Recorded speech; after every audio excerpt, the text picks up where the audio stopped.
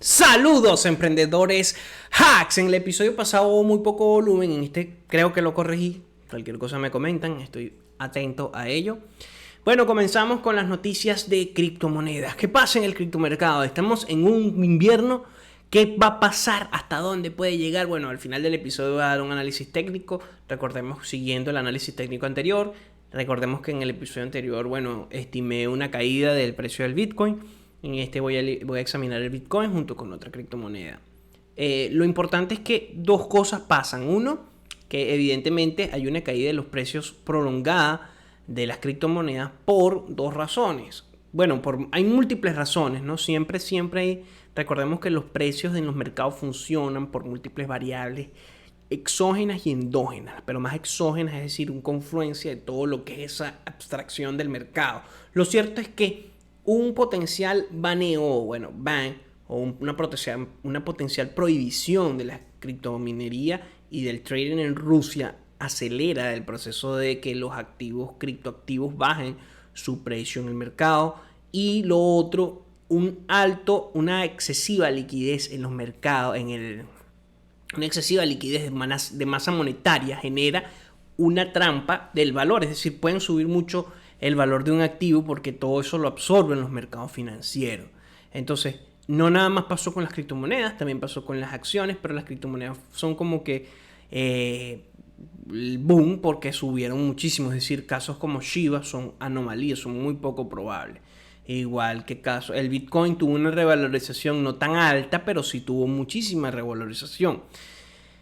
Bueno, lo cierto es que todo esto se conjuga en que la caída de los precios de las criptomonedas haya sucedido y acontecido. Lo hemos venido advirtiendo, no toda la vida sube un activo, los activos o el mercado van así.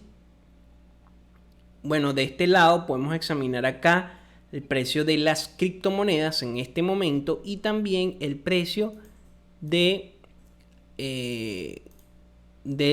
las, ya disculpen un momento, de los índices aquí de este lado. Bueno, lo cierto es que esto sucede por múltiples razones. Hoy vamos a ver varias. Uno, los países quieren hacer una moneda digital propia. ¿Qué pasa? Cuando quieren lanzar una moneda digital propia, empieza a ver como que, mira, pero nosotros tenemos el control. Si lanzamos una moneda digital propia, que no es una criptomoneda desde mi perspectiva, desde esta tribuna, lo voy a explicar. Lo cierto es que se genera toda una serie de conflictos de intereses. Si hay ya algo que hace esta funcionalidad, ¿para qué voy a existir o cómo coexistir con esto? Voy a tener que ceder. Bueno, ciertamente se ha cedido. Incluso el golpe que le dio China a las criptomonedas en el año pasado fue grandísimo. En otras circunstancias quizás hubiese desaparecido el Bitcoin, pero no desapareció. Más bien incluso hubo mucha fortaleza. Pero no hay que desestimar que se ponga más difícil el camino. Es decir, el camino para que se consolide todo el tema por la alternativa. Si yo tengo el monopolio, yo no quiero soltar el monopolio del dinero. También tenemos que estar muy atentos a las declaraciones de la Fed que van a afectar a todos los mercados. Recordemos que hay una correlación entre los mercados financieros tradicionales y los criptomercados. No son opuestos, son correlacionados. Si el Dow Jones baja, hay una gran posibilidad de que baje el Bitcoin. Y si el Bitcoin baja, van a bajar las altcoins. Si el SP500 baja, hay una gran posibilidad o una potencial correlación en que baje el Bitcoin. Entonces todo esto va correlacionado. Esto es importante que se sepa. Bueno, también Corea tiene ya su prototipo y el protocolo de una moneda digital. Lo mismo pasa con muchos otros países que van a sacar sus monedas digitales. Pero ¿qué pasa? Las monedas digitales no necesariamente son una criptomoneda por múltiples razones. Y lo está sacando un ente centralizado. El Estado por sí ya tiene monedas digitales. Las transacciones en digitales básicamente son monedas digitales. Y lo más probable todavía no está 100% claro si van a trabajar con protocolos blockchain. Entonces no se sabe cómo van a trabajar, es decir, si van a quitar, si van a restringir la oferta para que suba el precio, etcétera, etcétera, que son básicamente medidas que pueden tomar muchos protocolos de criptomonedas, que es lo que se llama quema, que lo han hecho los bancos centrales también, pero en este caso se hace de una forma diferente por el hecho de que pueden quemar una cantidad exacta de dinero. Lo otro es que, bueno, las finanzas descentralizadas se enfrentan a las fintech, a las finanzas tradicionales, y esto genera conflictos de intereses bastante fuertes, pues. Entonces, nunca se quiere, quien tiene el monopolio no va a querer perder lo que tiene. El alcalde de Nueva York cobra su primer cheque en criptomonedas y no se arrepiente. Eso es lo que dice él. También tenemos que, la potencial prohibición de la criptominería del trading en Rusia. Tenemos el tema de que hay una gran, o supuestamente, hay una gran tensión en cuanto a lo que pueda decir las declaraciones de la Fed. En este caso digo supuestamente porque no sé qué puede pasar, pero las declaraciones de la Reserva Federal pueden afectar a todo el mercado y seguir cayendo. Y lo otro es que, bueno, también el tema de los protocolos, es decir, uno de los desafíos a los que se enfrenta las criptomonedas propiamente es confiar en que no exista una tercera persona que regule eso, e incluso para las instituciones a veces ha representado mucho riesgo. Inversionistas institucionales que han perdido muchísimo por no tener como un amparo dentro de lo que se requiere de las inversiones, y han habido pérdidas, hackeo, vulnerabilidades en cuanto a las redes, etcétera, etcétera. Tenemos también que, es evidente que el mercado de NFT está en auge por todo lo que se refiere, pero ha tenido esta última semana ha entrado en una etapa de equilibrio. Ahora, antes de que se termine el episodio de hoy, y para que no se haga excesivamente largo, vamos a examinar al Bitcoin. Pero recuerden suscribirse, darle a la campanita y dejar un comentario o un me gusta. Se me olvidó decir este disclaimer, pero lo digo en este punto. Todas las opiniones dadas en el podcast son recomendaciones de investigación, no son en ningún momento recomendaciones de inversión. Recuerda que las criptomonedas, los CFD y las acciones pueden poner tu patrimonio en riesgo. Ahora sí vamos con el análisis del Bitcoin que tengo acá. Bueno, tengo acá esto. Vemos acá esto que es bastante interesante. ¿Qué es lo que yo veo acá? ¿Qué es lo que yo examino acá? Vamos a agarrar Vamos a dibujar una ruta. Veo acá un patrón que es un patrón hombro, cabeza, hombro. Es un patrón subjetivo, evidentemente, pero tiende a darnos pistas. Tiende a darnos pistas. Aquí está el hombro izquierdo, el hombro derecho y la cabeza. Aquí está la cabeza de esta figura, de este es análisis chartismo clásico, que tiene evidentemente un porcentaje alto de un margen de error alto, elevado, bastante elevado en el caso del patrón hombro, cabeza, hombro. Pero aquí se formó un hombro, cabeza, hombro izquierdo, cabeza, hombro derecho. Ahora, estos dos puntos yo coloqué acá confirmación de bear market por dos razones. Uno, tendremos que aquí en este punto que vemos acá arriba puede estar la invalidación, es decir, si el precio supera este punto, hay una invalidación de este patrón hombro, cabeza, hombro. ¿Por qué digo invalidación? Porque según el chartismo clásico, cuando se forma un hombro, cabeza, hombro, el recorrido a la baja, porque es un patrón de cambio de tendencia, va a ser igual desde el punto mínimo hasta el punto máximo de la cabeza del patrón. Entonces, según este patrón, a nivel teórico, debería incluso prolongarse hasta acá abajo. Medimos de aquí a aquí. Fíjense, desde el punto mínimo, punto máximo. Y desde este mismo punto, básicamente, según este patrón, el Bitcoin puede llegar a los $11,800. ¿Qué pasa? Hay una serie de fundamentales, hay una serie de otras consideraciones que hay que examinar, y que por ende ese es el margen de error que nos dan los patrones chartistas clásicos, ¿ok? Que son interesantes verlo porque tienen es decir, si uno hace trading constantemente, tienen una alta, si lo sabes manejar, los patrones pueden darte, y si sabes, o sea, si tú a través de la práctica constante y el examen de gráficos puedes examinarlo bien, puedes conseguirlos y por ende puedes llegar a tener un buen margen de posibilidades de que aciertes la posición. Ahora, fíjense, la primera corrección, el primer punto, el punto, ya, vamos a ver acá, creo que hay que revertirlo, punto 0 al punto 1, ya, espérense un momento, ok, ajá. Tendríamos que desde el punto hasta este punto hay una corrección y el precio llega primero a un nivel del 0.5, del 0.5 acá, luego hay una corrección en el 0.7 y luego llega aquí a este nivel.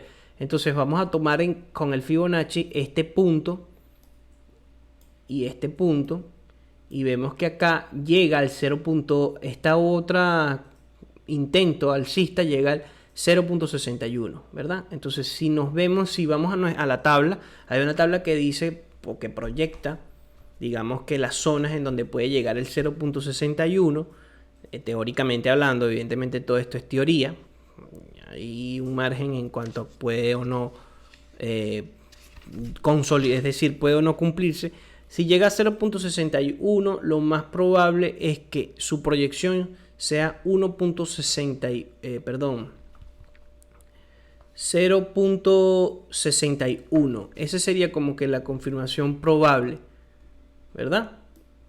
Es decir, lo más probable es que si llega al 0.60 pueda llegar desde este punto, y si sigue una caída alcista, pueda prolongarse o proyectarse hasta el 0.61.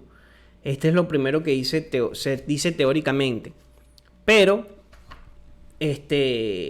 ¿por qué yo vamos a colocar entonces en este punto una línea roja? Y borramos acá. Ahora, ¿por qué les doy todo este recorrido? Por lo siguiente. Yo acá coloco la confirmación del bear market por lo siguiente. Los mínimos anteriores a los que llegó en la corrección anterior, que fue desde abril de 2021 hasta julio, llegó a ese nivel, al nivel que marco acá, que es los niveles de 29.000.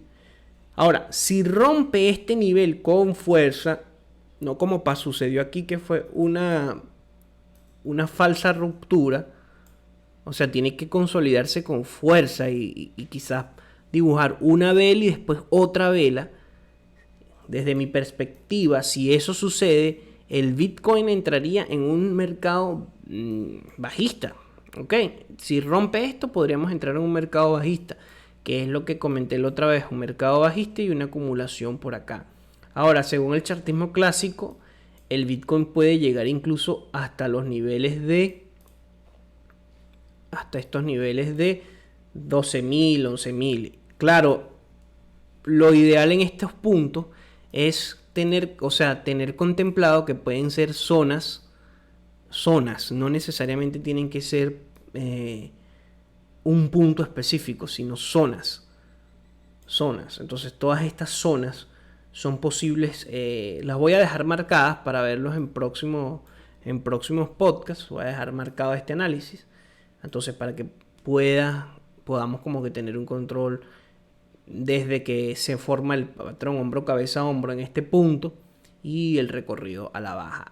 Esta línea que vemos acá es una línea de temporalidades mucho más alta que dibujamos en el podcast pasado, que ya es en temporalidades mensuales. ¿Ok? Entonces, por ejemplo, si dibujamos en temporalidades mensuales, acá hay un buen punto de compra. ¿Ok? Muy buen punto de compra. Pero tocaría examinar cómo se comportaría en las próximas sesiones el precio de las criptomonedas. Una potencial bajada podría estar alimentada más por noticias y, bueno, por la misma acción del precio. Es decir, que el precio rompa este punto, se confirme un potencial mercado bajista que pueda prolongarse Y bueno, que evidentemente en largo plazo la criptomoneda Bitcoin y las criptomonedas en general, no todas, pero sí la mayoría o muchas de las que tienen muy buenos proyectos van a seguir subiendo, ¿ok? Ahora, si este precio se reversa y supera este, que es el máximo anterior más, o sea, es el máximo anterior más reciente, o sea, incluso este es el máximo anterior más reciente, pero sería superar este, que sería el hombro derecho, y se invalida este patrón, que supuestamente este patrón llegaría hasta acá abajo y por ende, bueno, tomaría otra senda alcista. Ok, si lo prolongamos y hacemos el retroceso, pero en proyecciones a la alza, tendríamos que en este punto podría llegar a 0.61, ahí se invalidaría, y bueno, las proyecciones incluso son muchísimo más, es decir, podría llegar a nuevos máximos históricos, ¿ok?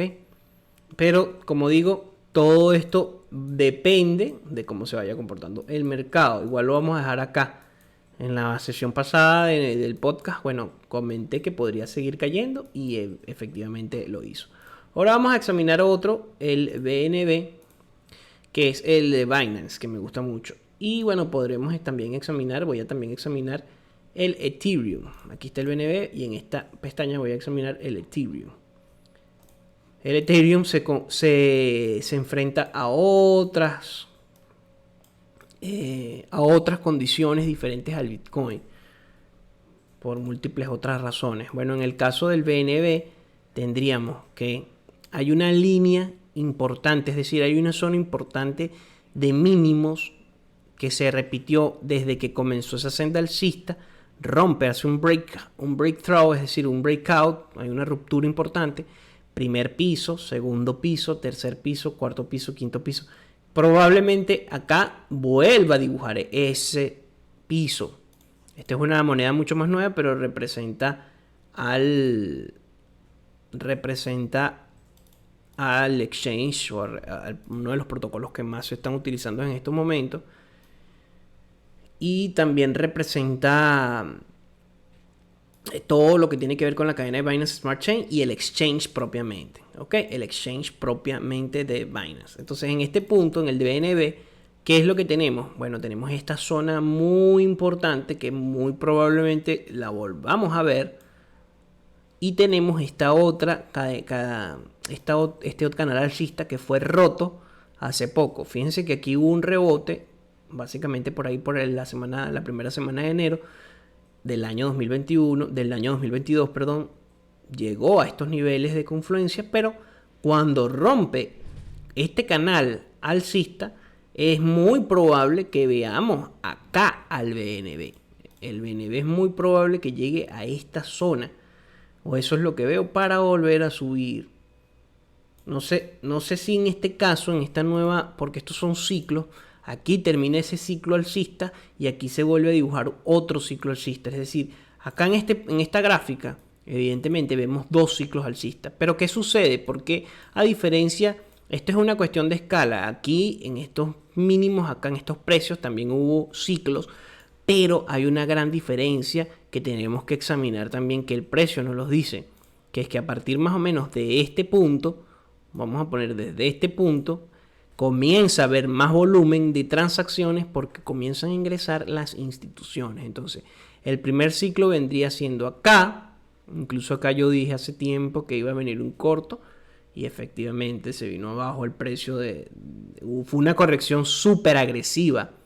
Esta corrección fue de un 70% súper agresiva en cuestiones de días. En cuestiones de 18 días el precio del BNB se vino abajo totalmente. Ahora, para que se vuelva a recuperar, el BNB duró todo este tiempo. Fueron 179 días. Ahora, en este otro ciclo, que puede ser dibujado desde esta zona que está acá, no superó los máximos anteriores. El BNB, a diferencia de otros activos como el Bitcoin y el Ethereum, sí lo superaron. Incluso Solana, Polkadot, etc. El BNB no lo hizo. El BNB llega a estos puntos de acá arriba, lo máximo que pudo llegar en este nuevo ciclo fueron los 666. En cambio, en el caso anterior fueron los 690, casi 700. Ahora, si nos vamos al precio del Ethereum, bueno, acá yo estaba dibujando un potencial doble suelo, todo eso. Bueno, si vamos al precio del Ethereum, vemos que el Ethereum sí dibuja un canal bastante alcista aquí. Es decir, en el segundo ciclo, que más o menos llega desde este nivel hasta acá, vuelve a dibujar y llega un máximo histórico nuevo.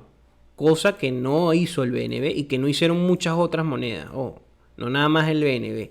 Hay muchas otras monedas que tenían un buen comportamiento que no lo hizo. Pero en el Ethereum también tiene un comportamiento interesante, que es que rompe este canal alcista que no había roto antes, sino que lo rompe ahorita. Y podríamos estar examinando básicamente estos niveles de acá abajo. Estos niveles de acá abajo para una... Ya, disculpen. Vamos a pintarlo de un color así, verde. Podríamos estar acá en una buena zona de compra, ¿ok? Y que rebote. Pero esto no lo va a decir. Otra cosa es que Ethereum se enfrenta al alto precio de las comisiones y a una que todavía no ha podido migrar.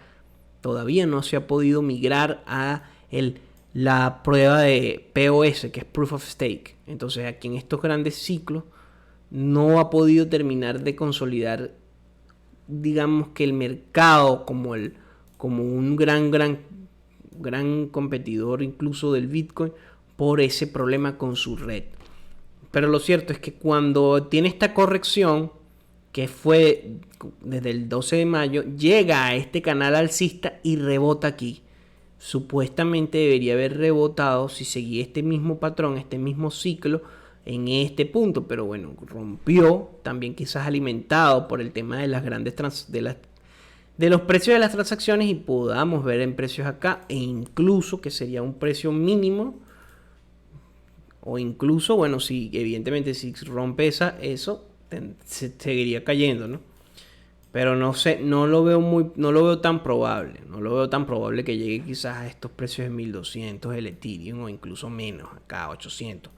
No lo veo tan probable. La mayor probabilidad ahorita es que llegue al precio de 1700, haya un proceso de acumulación y luego suba a alcanzar nuevos máximos históricos en un plazo incluso de un año quizás. Bueno, con esto concluimos el episodio de hoy.